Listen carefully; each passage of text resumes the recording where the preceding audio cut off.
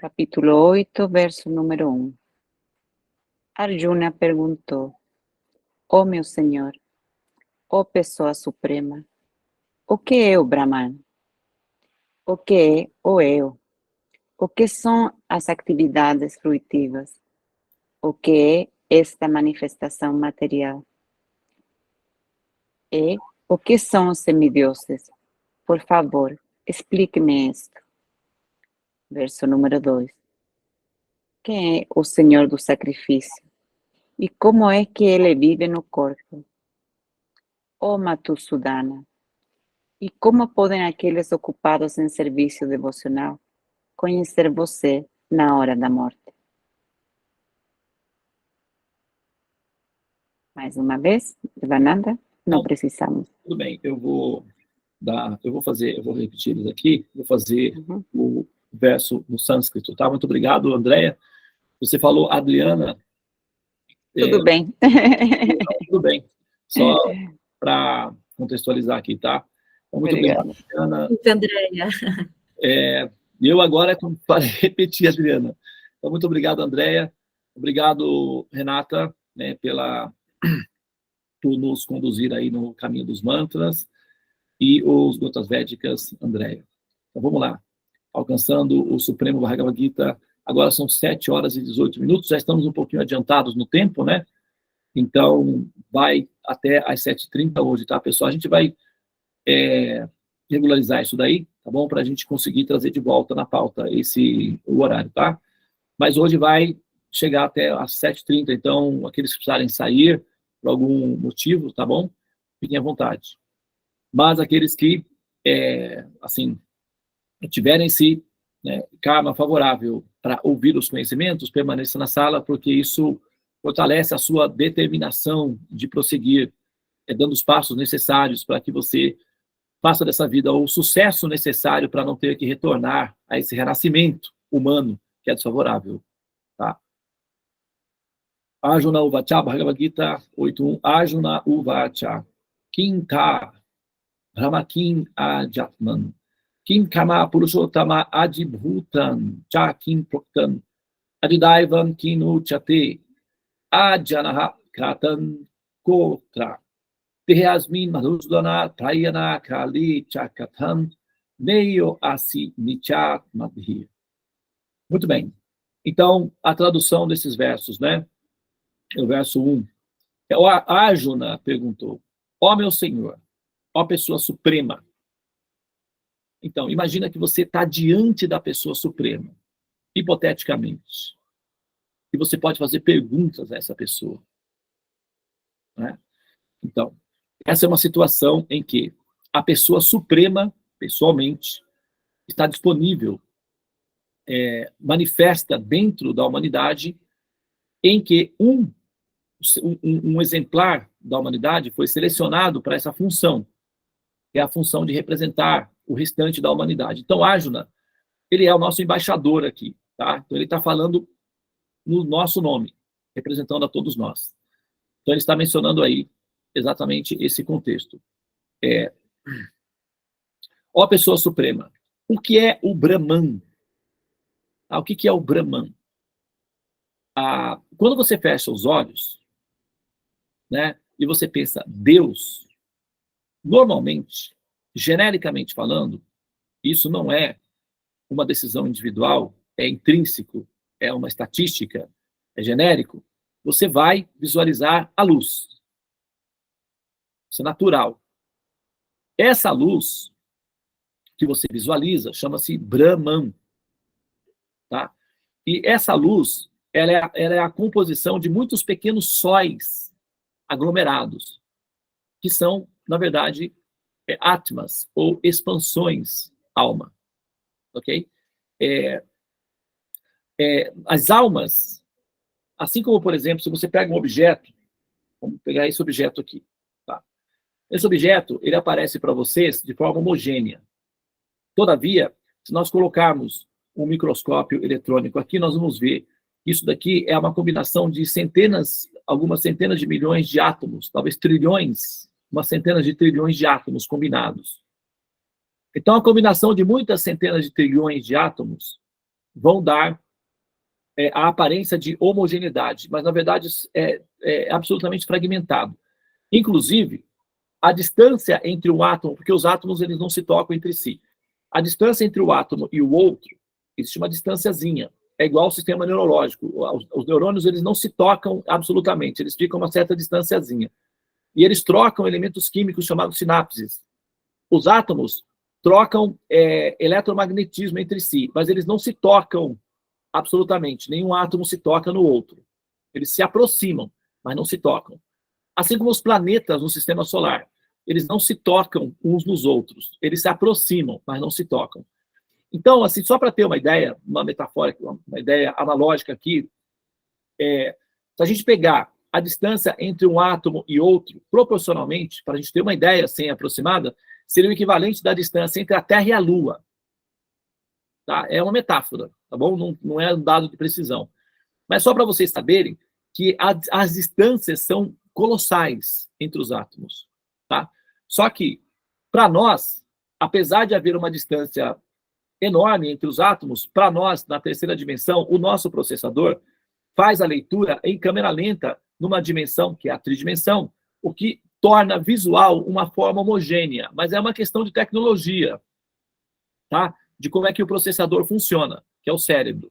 Se nós acelerarmos o processador para ver na dimensão online, em micro dimensões ou na dimensão atômica, essa forma deixa de ser homogênea e passa a ser fragmentada, ou seja, uma formação atômica, tá? Então, isso olhando do ponto de vista, né, da dimensão atômica. Isso transcende a terceira dimensão, logicamente, a gente já está falando de uma dimensão que envolve espaço, tempo, etc. Mas a questão é que, quando nós olhamos os objetos que aparentemente são homogêneos, eles, na verdade, são compostos por pequenos fragmentos. Assim como numa foto, por exemplo, se você amplia muito uma foto, você tem uma foto, ela está uma imagem homogênea. Mas quando você amplia demais, você vai ver que ela é feita de pequenos fragmentos próximos uns dos outros. São os pixels, né? Ou, no caso, se a gente transferir essa metáfora para o universo inteiro, aí a gente tem os fractais, né? Agora, se nós pegarmos essa luz, essa refulgência do Supremo, o que é o Brahman, como ele está perguntando aqui, se a gente pega a refulgência, a luz, quando você fecha os olhos, você vê aquela luz, essa luz, ela é composta de uma infinidade de pequenas alminhas, ou chamadas átmas, que estão em condição de hibernação, ou seja, adormecidas. Só que do corpo dessas pequenas centelhinhas sai uma refulgênciazinha. Então, elas são pequenos sóizinhos. E essa refulgência combinada forma a luz, que nós chamamos a luz de Deus. Então, o que nós vemos quando vemos Deus na sua dimensão primeira, na sua instância primeira, é essa refulgência, que é a formação de muitas almas combinadas, é a refulgência do corpo de Deus. Tá? Ele expande essas almas. E essas almas, elas se estacionam ao redor do Senhor Supremo, sob a forma da luz infinita, chamado Brahman. É exatamente como o Sol. O Sol, ele está localizado num ponto do espaço, mas ele expande a sua luz, ela se espalha ao redor, e ela é formada por pequenos fragmentozinhos que nós convencionalmente denominamos eles de fótons. E a combinação de uma infinidade de centenas de trilhões e trilhões e uma quantidade absurda de trilhões de fótonzinhos forma o que é aquilo que nós vemos como homogêneo, chamado luz do Sol. Mas se for estudado em os fragmentozinhos, nós chamamos isso de fótons. Então, a combinação de muitos fótons forma a luz do Sol. A combinação de muitas almas aglomeradas formam a luz de Deus, a luz divina, chamado o Brahman. Mas não é necessariamente ainda a pessoa suprema de onde essa luz é emitida. Tá? Então, para vocês entenderem aí um pouco do conceito de Brahman, ou seja, a luz suprema. Ok? Que é a pergunta que o Arjuna fez aqui. O que é o eu? Né? O que são as atividades fruitivas? O eu é o que nós chamamos de indivíduo ou consciências individuais, são essas pequenas centelhas emitidas a partir desse ponto, desse centro de gravidade que nós chamamos o Supremo, ou a pessoa Deus. Tá? Então, eu são os indivíduos, as almas, que são fragmentadas a partir da expansão Deus. Tá? se você, né, o conceito etimológico da palavra Deus é uma combinação de muitos eus, tá? Inicialmente, do grego Zeus, o supremo poderoso, mas também é uma combinação de muitos eus, que significa, é o plural para eus, é Deus, tá? Uma combinação de muitos eus. Então, o eu é um fragmento do ser original, que é Deus, a centelha. Só que ela, como está condicionada, então ela pensa ser humana, animal, planta, semideus, etc. Mas, na medida em que ela vai evoluindo, esses conceitos localizados são superados e ela, então, se identifica como sendo Atma e desperta no Supremo. Então, isso é um processo, né, o que se chama de evolução. O que são as atividades fruitivas? São as atividades que as almas realizam no seu estado de condicionamento, acreditando serem seres humanos, animais, semideuses, etc. Então, isso são as atividades fruitivas, que significa aquilo que frutifica, ou seja, karma. Tá? Atividades fruitivas, em outras palavras, significa karma. Depois, o que são os semideuses? Por favor, explica-me isto. Os semideuses são entidades vivas que têm uma configuração um pouco... Já estou concluindo aqui, tá? Vamos ter mais 2 minutos.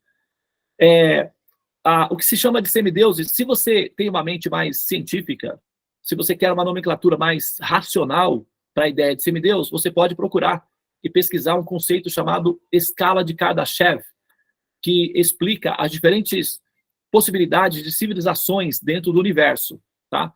Níveis de civilizações, que são, grupos que são capazes de organizar energia e utilizar energia. É um conceito científico reconhecido pela comunidade dos pensadores das ciências naturais, né, os sábios das ciências naturais, que são os cientistas, e eles reconhecem essa escala como sendo autêntica e autorizada, chama-se escala de Kardashev. Então, aí você vai ter uma ideia acadêmica do que seria semideuses, tá? Agora, do ponto de vista, né, assim, geral, comum, que aí entra a questão da religião, dos conceitos da religião e tal, isso é chamado os deuses, né, nesse caso. São civilizações superiores com interação com humanos. Por exemplo, isso é totalmente possível. Eu já dei essa metáfora aqui, vou trazer de volta, que facilita para entender. Os macacos, os primatas, eles possuem 98% do código genético humano. Tá? Nós só temos 2% a mais que os primatas. Com 2% a mais, nós conseguimos produzir esse equipamento mágico. Esse equipamento é mágico. Isso é mágico. O celular é mágico. Todo mundo sabe. E produz um efeito mágico em nós também. Nós amamos essa magia. Uma das coisas mais maravilhosas que o ser humano já criou foi o smartphone. Nos trouxe muita alegria. Dá problemas, efeitos colaterais, sim, mas produz mais felicidade do que problemas. Essa que é a verdade. Mas é mágico. Então, com 2% de código genético, nós criamos foguetes, smartphones, sabe, todo esse tipo de tecnologia que nós temos à nossa disposição. Os primatas, eles conseguem, eles aprendem, eles são inteligentes, eles conseguem, sabe, se você colocar, por exemplo, tem vários vídeos na internet que você coloca um tablet na frente de um primata e fica passando as páginas, eles interagem, eles pedem para passar na próxima página, eles são inteligentes, mas eles têm 2% de código genético menos, então eles não conseguem muita coisa. Ok? Então, com 2% a mais, olha o que nós conseguimos fazer. Agora, imagina uma civilização que tenha 5% a mais de código genético que a nossa. O que eles podem fazer? Que tipo de tecnologia eles poderiam ter? Pode imaginar? Que tipo de tecnologia eles podem ter? Então, dá para imaginar? Uma coisa meio grande, né? Então, esses são os semideuses. São entidades vivas dentro do universo que possuem uma capacidade genética um pouco mais bem elaborada, tem uma construção mais bem refinada, e o processador deles é muito mais complexo, portanto, capaz de produzir efeitos muito mais mágicos do que aquilo que nós conseguimos produzir. Os nossos smartphones, as nossas tecnologias, perante as tecnologias que eles são capazes de criar, assim, é como a nossa relação com os primatas. Eles conseguem fazer coisas inteligentes, é até divertido vê-los criando coisas inteligentes. Então, os deuses ou os semideuses são esse tipo de civilização que conseguem fazer coisas que nós, ao vermos, diríamos, são deuses. Assim como um habitante da Idade Média, se fosse trazido para agora, para a nossa civilização, olharia para nós e diria, são deuses. Ou se nós fôssemos até o reino da França, no reinado do Luís XV, no século XVIII, e levássemos a tecnologia do smartphone e fizéssemos uma conferência online com o rei da Alemanha diante do Luís XV. Ele diria, são deuses para nós. Então, assim, isso agora, né, no século XVIII. O que dizer da Idade Média, né, nos primeiros... Então, o que o imperador Júlio César diria de mim usando essa tecnologia, se ele pudesse ter acesso? Se nós voltássemos no Império Romano, fizéssemos uma conferência no Palácio de Roma, diante do imperador Júlio César e dos senadores de Roma, e fizéssemos uma conferência online usando um smartphone, o que eles diriam de nós? Sois deuses. Tá? Então, assim, a dimensão entre semideus e a pessoas comuns é a capacidade de utilização de tecnologias. Tá? Então, o que são os semideuses? Civilizações altamente elaboradas em termos de tecnologia e de estrutura logística de forma de viver. Tá? Essa é a civilização védica. Eles são chamados devas, ou deuses. E essa civilização védica são os responsáveis pelo fenômeno de aculturação. Eles trazem o conhecimento védico, introduzem na humanidade como caridade para os humanos. E nós, como somos espertos, aproveitamos essa caridade para fazer o melhor uso possível. E a interação com as tecnologias de conhecimento védico nos transforma em seres mais ou menos divinos, porque a nossa mente acaba se acostumando a pensar como seres do futuro. Isso nos dá uma chance. Deixar a humanidade, porque nós podemos, com isso, oferecer à humanidade um privilégio de benefício maior do que ela nos ofereceu. Então, quando você paga uma dívida e você paga os juros, aquele para quem você deve fica satisfeito e te libera. Como o banco, por exemplo, né? Se você tem dívida e você vai paga a dívida e paga os juros, ele para de mandar cartas te ameaçando de tomar o seu imóvel. Semelhantemente, quando nós pagamos a nossa dívida kármica com a humanidade, produzindo mais piedades a que nós recebemos, então nós estamos liberadas do renascimento humano. Então, esse tipo de conhecimento nos dá condições de produzir uma piedade maior do que a dívida kármica que nós temos. Portanto, é uma oportunidade. Ok? Muito bem, então, seguimos. Namastê. Hare Krishna, Krishna Krishna, Hare Hare, Hare Rama, Rama Rama, Hare Hare. Ó energia suprema, amor divina, ó Mahamantra, libertador do ser, desperta-me, eleva-me, envolve-me, protege-me. Hare Krishna. Hare Om, Shanti, Namastê, Om Tat Sat.